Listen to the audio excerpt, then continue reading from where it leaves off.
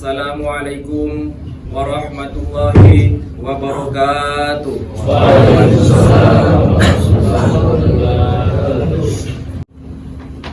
Alhamdulillah, alhamdulillahilladzi hamdan yuwafi ni'amahu wa yukafi'u mazidah. Ya Rabbana lakal hamdu kama yanbaghi li jalali wajhika wa 'azimi sultanik. Subhanaka Allahu la ahsi sana'aka 'alaika anta kama astaita 'ala nafsik. Wa asyhadu an la ilaha illallah wahdahu la syarika lah wa asyhadu anna sayyidana Muhammadan abduhu wa rasuluh wa sahifuhu wa khaliluhu khairu nabi arsalahu Allahu ilal a'lam kulli basyirina wa nazira. Allahumma salli wa sallim wa barik ala sayyidina Muhammadin wa ala alihi sayyidina wa habibina wa salata wa salama muttalazi maini ila yaumil qiyam. Amma ba'du, faya ayyuhal hadirun intaqullaha haqqa tuqati wa la tamutunna illa wa antum muslimun. Allah Ta'ala fi Qur'anil Azim, a'udzu billahi minasy syaithanir rajim. Bismillahirrahmanirrahim. Wa la taqrabul zina innahu kana fahisyata wa sa'a sabil. Jamaah salat Jumat yang dimuliakan Allah Subhanahu wa taala, segala puji bagi Allah Subhanahu wa taala yang telah memberikan kita sebagai macam kenikmatan sehingga kita dapat memenuhi panggilannya untuk menunaikan sholat Jumat. Nikmat yang harus digunakan dalam rangka memenuhi syariat yang telah ditetapkannya. Salawat beserta salam mari kita haturkan bersama kepada junjungan kita Nabi Muhammad SAW, juga kepada para keluarganya, sahabatnya, dan semoga melimpah kepada kita semua selaku umatnya. Introspeksi sebagai kunci perbaikan diri di hari Jumat yang penuh berkah ini. Marilah kita meningkatkan ketakwaan kita kepada Allah Subhanahu wa taala dengan selalu menjalankan perintah-perintahnya dan menjauhi larang-larangannya, dengan selalu berpegang teguh serta mengikuti sunnah-sunnah nabinya. Jamaah sholat Jumat yang dimuliakan Allah Subhanahu wa taala, dalam Islam menjaga keturunan atau hifzun nasli adalah bagian dari perintah agama dan merupakan bagian dari tujuan syariat. Dalam usaha untuk menjaganya, Islam membentengi umatnya dengan berbagai macam cara. Di antara cara yang digunakan untuk membentengi umat Islam dalam usaha untuk menjaga keturunan ialah sebagai berikut. Pertama, perintah untuk jangan sekali-sekali mendekati zina. Allah Ta'ala berfirman dalam surat Al-Isra ayat 32, wala tafqahu zina innahu kana fasissa wa sa'a sabil. Artinya, janganlah kamu mendekati zina, sesungguhnya zina itu adalah perbuatan keji dan terlampau buruk. Ayat di atas dengan sangat jelas memberikan penegasan kepada kita agar jangan sesekali bahkan mendekati zina. Dalam hal ini, Imam At-Tabari dalam tafsir Jami'ul Bayan At-Taqulil Quran menjelaskan bahwa pada ayat di atas Allah memberikan penegasan kepada umat Islam agar tidak mendekati zina. Sebab zina merupakan perbuatan keji dan munkar, juga jalan yang terburuk. Imam At-Tabari menjelaskan bahwa yang dimaksud merupakan jalan terburuk sebab zina adalah jalan yang ahli dan bermaksiat dan menentang perintahnya.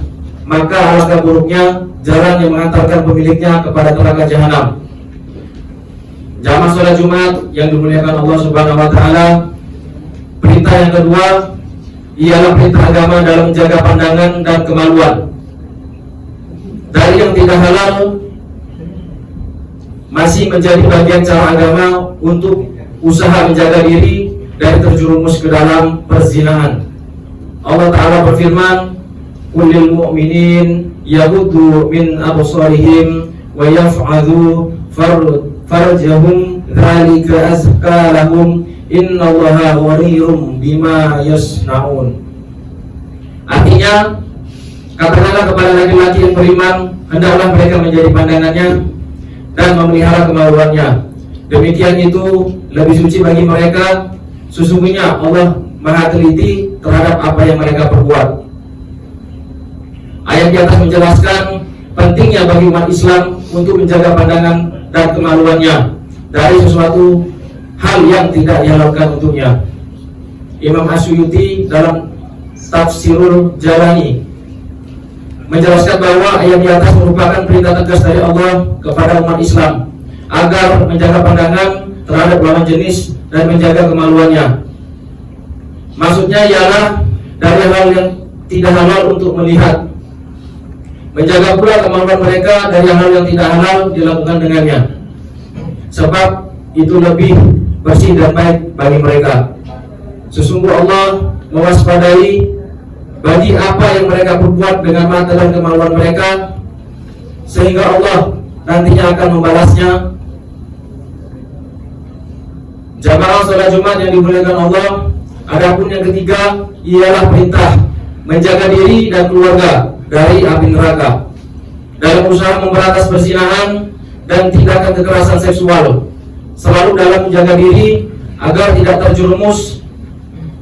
Umat Islam juga harus lebih lagi memperhatikan dan waspada, terutama dalam mengawasi keluarga dan anak-anak, saudara maupun keponakan agar tidak terjerumus ke dalam kenistaan.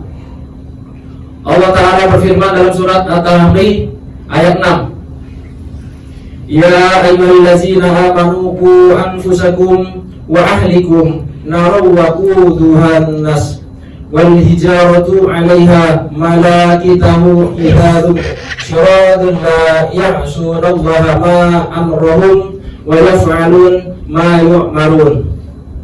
Artinya, wahai orang-orang yang beriman, jagalah dirimu dan keluargamu dari api neraka yang bahan bakarnya adalah manusia dan batu. Penjaganya adalah malaikat-malaikat yang kasar dan keras. Mereka tidak durhaka kepada Allah terhadap apa yang Dia perintahkan kepadanya dan selalu mengerjakan apa yang diperintahkannya. Jamaah salat Jumat yang dimuliakan Allah Subhanahu wa taala, saat ini problem utama yang menjadi sebab maraknya kasus perzinahan dan kekerasan seksual ialah mudahnya mengakses tontonan negatif yang berbau seksualitas dan menjadikannya sumber bencana bagi generasi bangsa. Oleh karenanya, para orang tua memiliki peran sangat penting, terutama dalam menjaga anak-anaknya agar tidak terjerumus ke dalam hal yang negatif. Berikut adalah beberapa hal yang dapat dilakukan orang tua agar anak tidak terjerumus ke dalam tontonan negatif. Yang pertama, mengawasi anak saat menggunakan internet, teknologi semakin canggih, serta media sosial yang dihuni berbagai macam jenis orang yang menjadikan setiap orang tua seharusnya lebih waspada terhadap pergaulan anak-anaknya, terutama pergaulan di media sosial.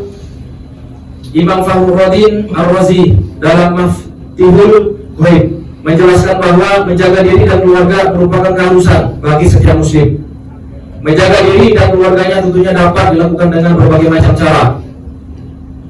Di antaranya dapat dilakukan mendidik dirinya serta keluarganya dan memerintahkan mereka melakukan amal baik dan mencegah mereka melakukan amal buruk.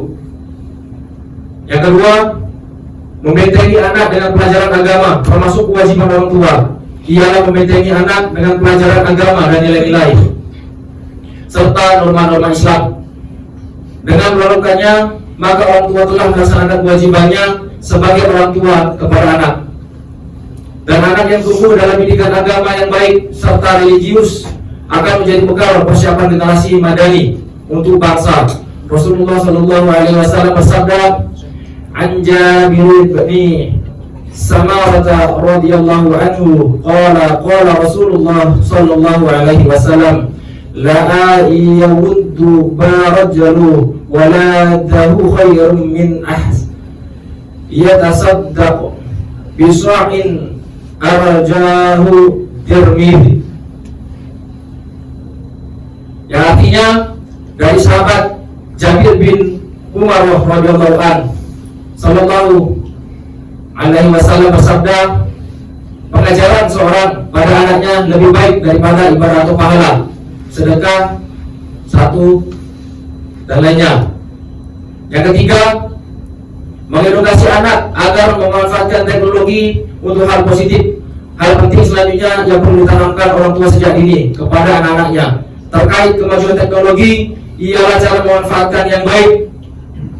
Menjadi sangat penting bagi para orang tua untuk usahanya untuk membentengi anak agar tidak menggunakan teknologi ke arah yang dilarang oleh agama. Misalnya dengan pelajaran-pelajaran edukatif melalui kajian atau grading life skill. Memanfaatkan teknologi untuk hal positif sejak dini akan menjadi kebiasaan baik yang akan diteruskan hingga dewasa dan mengantarkannya kepada kesuksesan. Demikian 3 hal yang dapat menjadikan landasan bagi kita agar selalu waspada dalam menjaga diri kita dan keluarga agar tidak terjerumus ke dalam lembah kehinaan zina. Semoga kita selalu diberikan hidayah dan pertolongan dari Allah Subhanahu wa taala dan selalu dalam penjagaannya agar tidak mendekati apalagi melakukan perbuatan keji dan munkar.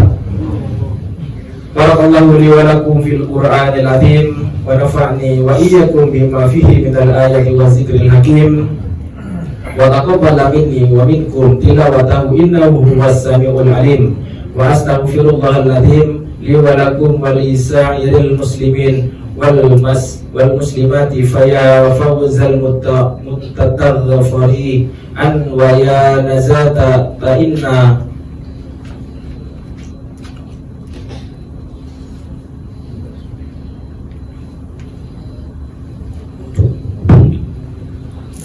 Allahumma salli ala Muhammad, Allahumma salli ala Sayyidina Muhammad, Allahumma salli wa sallim ala Sayyidina wa Maulana Muhammad.